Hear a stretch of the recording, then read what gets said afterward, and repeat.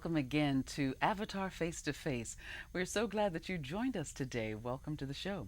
My name is Jewel Kinch Thomas. I'm the host of Avatar Face to Face, and we'd like to bring you arts and culture information and inspiration from around Westchester and beyond. And today we have on the show a visual artist. He's a mixed media visual artist. He's an art director, and he's also a graphic designer. We want to welcome Jesse Sanchez. Thank you. Jesse, so nice to have you here. It's nice to be here. Okay. So that was a mouthful that talks about what you do and your journey through becoming a visual artist as you are today. You're currently in Mount Vernon, is that correct? Yeah, that's where I live. Okay. I'm originally from New Rochelle. From New Rochelle, but you have a studio in New Rochelle. Yes. Okay, Yes. all right. Yes. And that's where we first met when part of is it the art crawl that Right. art exhibits? Probably Arts Fest. I Arts imagine. Fest. Yeah, Right. I had an open studio, and I do remember you coming by and taking one of Yeah. my cards. Yes. So it's really flattering that you called me up. So Oh, thank you. absolutely, absolutely. Anytime I see something that is unique, or artists who are doing really great work, I want to be able to share that with our audiences. Thank you. Yeah. So let's talk about how you first got started in the world of visual arts. Where did that come from? Well, it started actually, I was very young. I mean, I had an experience in my kindergarten class, actually, where I did a drawing of a whale.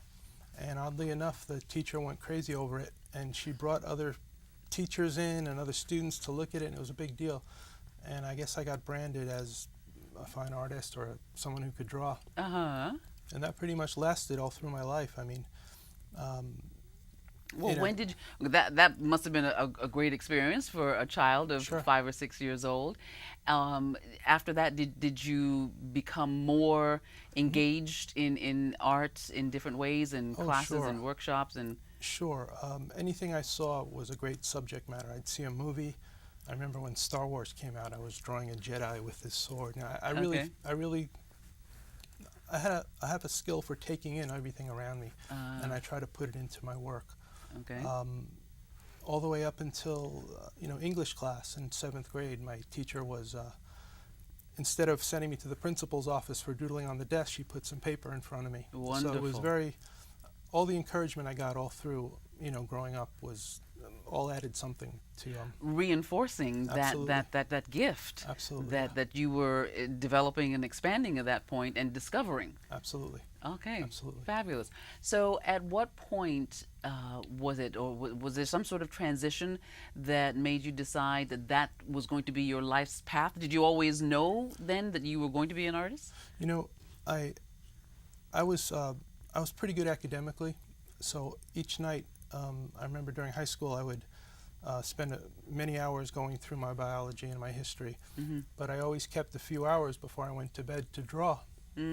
So when I decided to go to art school, a lot of people were surprised. Like, where did that come from? We remember you as, honors biology or honors history, Right. but to me, I just always knew it was a passion. It was something I always felt that that's the direction that I wanted to go, and I never really questioned it. Okay.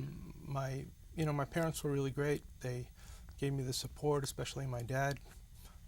They were both very talented in themselves. They never really developed, formally. My Right. mom was a great crafts. She could make anything out of pressed flowers. Ah. And my dad worked with his hands. He was a contractor.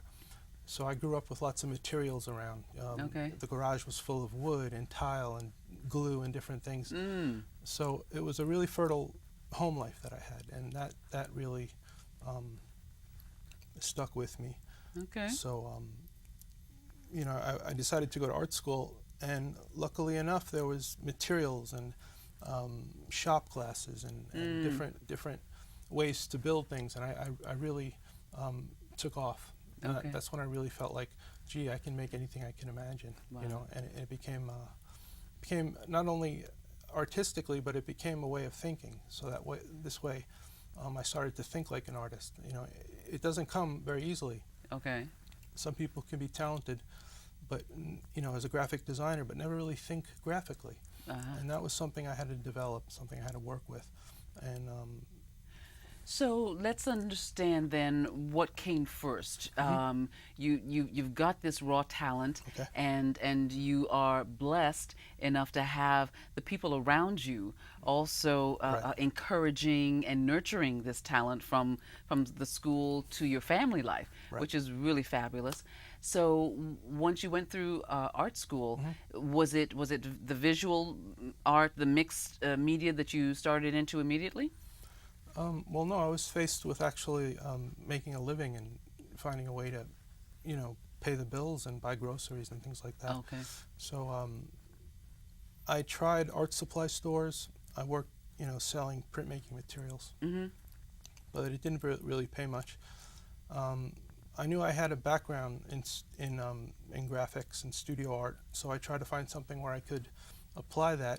And really, I fell into my profession today kind of through the back door. Uh-huh. I didn't plan on going into publishing. My ideal when I graduated was to just picked up by a gallery Okay. and have them give you a stipend, Right. and be able to just be free and make art. But I realized the real world doesn't always work like that. Not always. Yeah. So I really, almost by accident, a friend had called me one day when I was home after college, kind of feeling pretty down, about the prospects. Okay. And he said he was leaving a very boring job, in fact, the most boring job that he ever had, and he thought I'd be right for it. So Gee, thank you, yeah, friend. and he's actually going on 20 years at the post office, so Oh, that wow. the job that he had Okay. was not to be, I don't mean to be sarcastic or anything, Okay. but yeah, so I started. And what was this job that he found so boring? This was actually as a clerk in a publishing company, Okay.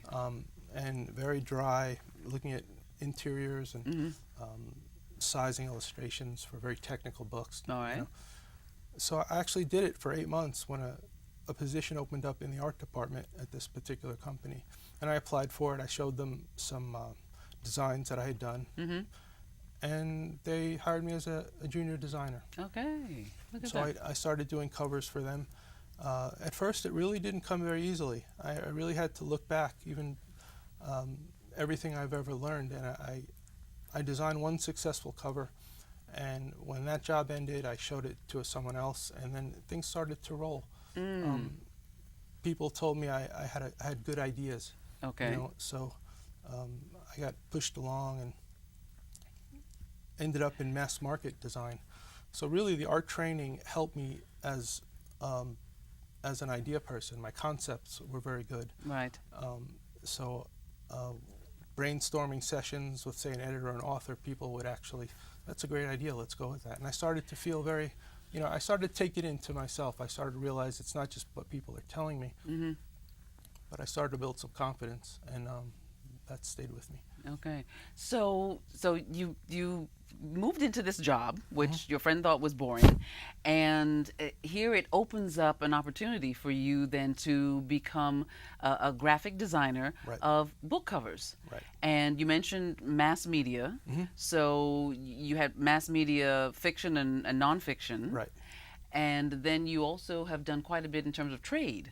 Right. Okay. Right. So now, how do you start the process when you're going to design a book cover? That's what catches our eye Right. when we're in the bookstore and we're browsing around and we don't know exactly what we're looking for, but a cover can bring you like a magnet sure. right to it. Oh, sure. So what's the process for creating a great cover? Well, a lot of people say, do you have to read the book? And I say it helps, but when you're designing a book, say a technical book on management theory, you're not really going to be too taken in with that. Right.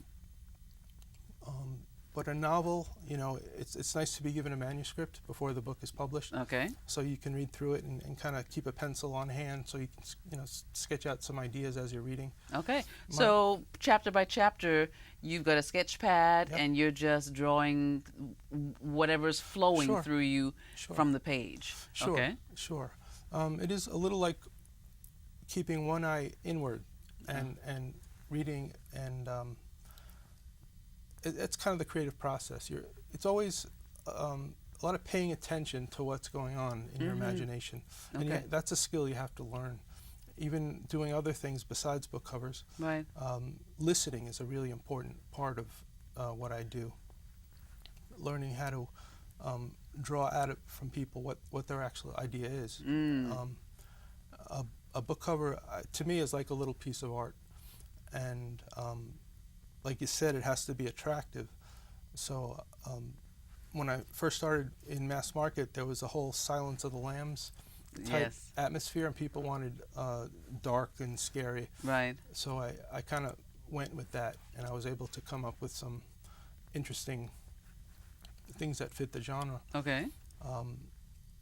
But yes, it has to be attractive. It has to be either through the color or the use of typography or the use of images. You want it to all balance together. So I really had a kind of a knack, because of my background in art, to find the right image and to work with the right illustrator if I needed an illustration. Right. And I was able to communicate to these illustrators what my idea was when I had read through the manuscript. Okay. And it helped a lot that you shared a passion with people who are actually professionals. I mean, I can draw, I can illustrate, but when you meet a professional illustrator who dedicated their lives to actually making images, either on the computer or by hand, you have to kind of let them do what they do. Right. You can impart an idea, but if you're good at what you do, you can let people be what to do what they're good at. Right. Right. So it's actually a collaborative process. I was going to ask you, how closely do you work with the author once they've given you that assignment, the author and or the publisher? Right. Well, actually, some authors, depending on who they are, have what's called a cover approval, which is in their contract. A lot of authors don't, but they have input as a kind of a courtesy. Okay. So what I do is I kind of take everyone's idea, and I was just thinking of this before. An idea is kind of where it starts. You can have a great concept, but to execute it, it always changes a little. When an idea becomes a reality, it's not necessarily a compromise, but it's just you have to, find the right materials, you have to find the right images, the right style, and it may change a little bit. Okay. But to me, I'm okay with that. Okay. I'm good at, starting the process and then following it through with hard work to bring it about. Okay. And I think the discipline I had in fine art really helped that. That I was able. I think you mentioned the struggle that it takes in my statement. Yes, yeah. I noted that on your website. It said that you almost welcome that struggle that it takes to not only get started, but to work through the process of that creative process to that end product. Right. So, right. Well, the struggle I was referring to is kind of multifaceted. First you have to overcome the inertia of having the physical energy to get to their studio or get the materials. Right. Then there's, can you afford the materials? And then simply admitting to yourself that you're an artist, and you have the right to be an artist. Okay. Granting myself the permission to, call myself an artist is something that really is a struggle. Right. And I think most people, after a full-time job, don't want to, want to relax and have a good meal or go to the something. Right. But to extend my energies into art is really the main struggle. And then of course there's the struggle of getting the colors right, finding so that's the kind of struggle I was referring to. Okay. Okay. So how long does it take you to once that author comes and says, okay, here's my manuscript, how long does it take you to put that book cover together? Well, there's only been a few instances where my first round of designs really got approved right away. I've done as many as 50 designs. Wow. There was a project that got put to the side, and 2 years later I got a call from the art director who said, we like this design and we're going to try to go with it. I forgot I had done it, and it was buried in the archives. Yeah, huh? yeah. So It can be up to about a few months Okay. to really get something going. Sometimes you're competing with other designers, so that adds to the process. Okay. But I do like to work quickly. One thing Matisse said is to work quickly with inspiration, Yes. and I try to bring that to my design as well as my fine art.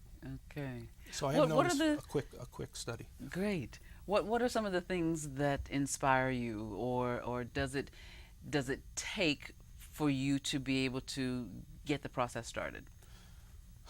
Well, I hate to be facetious, but paying the bills is one. But really, what I think the real gift an artist has is to attune their minds to beauty. And I look at the world and I try to find the beautiful elements in it. Okay. So really, whatever attracts my eye, follow my nose. What am I looking at all the time? And a lot of times my sensibility gets influenced by what I'm looking at, how I feel. And initially, I might be drawn to something someone else did. Okay. And it becomes being influenced by another artist or another Right. book designer. Right. And a lot of times they want that. A lot of times the publisher would like you to do something in the style of, Stephen King or, some other major author. So, again, it's collaborative. The inspiration is actually collaborative in itself. Okay. Yeah. Wonderful. Wonderful. So the book design and graphic design is one part of your creative life, Right. and then you have your art pieces that you actually do. You tell us a little bit about what you use there and how they are created. Okay. Well, there's definitely a relationship. They cross over, fine art Okay. and graphic design. Initially, the graphic design is basically a response to a problem that someone gives you. Someone needs a logo or a cover or some signage or a menu, something, a business card, and you respond to that, and Okay. you use your creative ability to come up with a solution that they can be happy with. A fine artist is now responding not really to an assignment, more or Right. less. They can commissions, obviously, commission Right. portrait or commission. Michelangelo was a commission He was- yes. artist. So Yeah. so really, it breaks down to graphics is something where you solve other people's problems, Yes. and fine art, you're solving your own problems Interesting. as you articulate it, as you set up the parameters. Right. Right. But in terms of fine art and how I start, like I said before, it starts with an idea, something that occurs to you that, I'd like to do that, and that's related to what I did before, and there's an internal dialogue that happens, and if it's profound enough, I find it doesn't leave right away. Okay. The ideas that I have before I start are the ones that are persistent, that don't want to jump out of your head. Right. It sounds a little strange, but I really think my drive and how I begin is very much almost an obsession. I really feel certain ideas are so beautiful in my mind, at least, that I have to do it. You have to put this on. I have to put it down on the canvas. Yeah, and Okay. I do find if I let it slide, if I put it on hold, I find I'm more unhappy. I really feel like I'm missing something, or I want I want to put this together so bad, and if I don't allow myself, there's a little drop in my mood, a drop in my spirit. Wow. I very much allow myself to do it. Yeah. You need to acknowledge and allow Exactly. that whatever it is, that inspiration to come out and take form. Yes. Okay, Yes. that's what I'm hearing, and Yes. that's a beautiful thing. I would think that a lot of artists go through that type of Yes. of process, if you Yeah, will, I think so. in order to get Yeah. their work completed. Yes. So you create paintings on. Are you working on canvas? Lately, I'm working on wood. On wood. Wood panels. Okay. I find wooden shapes. Well, wood is substantial. It's a substantial medium, and I find I can use materials. I don't have to use power tools. Okay. I can still create it by hand. I can use a knife to make shapes, which is the latest series I'm doing. What I like about the material of wood is that it is, to me, it's representational of nature. It's it's biodegradable. I'm not hurting the environment. Right. And I think it's a beautiful material, and I let that, come into the work. Okay. So. So working with wood as in terms of sculpture. It's actually, Or- I've been doing wall pieces. Okay. Pieces that hang on the wall. I'm using a lot of graphic sensibility, but really I'm still on the wall. I haven't broken out until freestanding sculpture. Okay. Maybe I will someday, but right now I'm still very interested in how things look in sequence that when they're hung. Right. So that's an interest that has gone on for some time. Three-dimensional is another skill. To be able to walk around a piece and see Right. it from all different angles, Yes. that's something that you really have to be sensitive to. How you go through your environment, how things change. Walking Right. down the street can be a very, eye-opening experience. It can be very sensual. Seeing how light hits forms. Right. It becomes a way of seeing the world. And right now, these two-dimensional forms are how I'm, articulating what's happening in me. Okay. Wonderful. Wonderful. So you've had many exhibits all over the Westchester and New York. What do you have coming up? Well, the first thing is there's an exhibit at Iona College, and the theme is spirituality and religion. Oh, That's wow. That's coming up this weekend on the 8th. Okay. That's Sunday the 8th from 1 to 3 Okay. at the Brother Chapman Center. I'm in that show. The New Rochelle Art Association is showing having a juried show. Okay. And that's Which you are the president of. Yes, I'm the Yes. president of the New Rochelle Art Okay. Association. So that show is happening. It opens on the 21st, but the reception will be on the 28th of September Okay. at the New Rochelle Library. And then I'm having an open studio, which I welcome everyone to come by. It's going to be on September 28th and 29th, Saturday and Sunday. Okay. It'll be from 12 to 6. And I'll be there. You can look at all my creations, the ones that work, the ones that don't work. And, be glad to answer questions or meet, with people. It's going to be part of Arts Fest, which is happening in New Rochelle, New Rochelle, on the yes. 20th and 29th. Okay, Yeah. wonderful. And that's such an intimate experience for people to be able to come into your studio Yeah, and sure. just see where you do what you do, Sure. and to be able to have that conversation. So it's wonderful if folks want to come on down and be a part of that experience. Yeah. So your website would have this information and all of the details. Is that right? My website is it's in Flash, the program Flash, and I don't know how to update it, but I do send out information regularly. Okay. And if you want If people- information, yeah, you can email me, or you can look on the New Rochelle Art Association website, which is nraaonline.org. Okay. My email is jsanchez@mindspring.com. If you send me your email, I can put you on my mailing list where I send out all my announcements. Okay, about all the upcoming shows. Yes. Okay, fantastic. Now, just to get back to the books for just a second, you have done covers for many bestsellers, New York Times best-selling books, and you could certainly share with us some of the authors that Sure. you've worked with, and one that you just told me is coming up. Yeah. Well, you probably heard of people like Jack Higgins, Walter Mosley, Yes. Sandra Brown. Mm-hmm. These people. Early on, I had 2 at the same time on the bestseller list, which was a pretty good accomplishment. Wow. um, a book called Pandora's Clock and a book called Neanderthal. They were both, they were riding the wave of the whole Ebola scare um, when that was happening. Right. And so it was there. I did some Pat Conroy, some Elin Harris. So what I and there were a few others.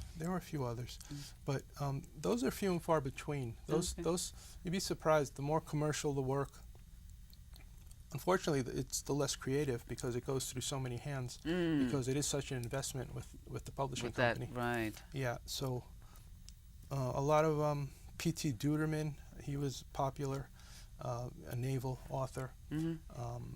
I've never done a Ludlum, but a lot of people in publishing want to, if they're not major authors, they want to model them after major authors.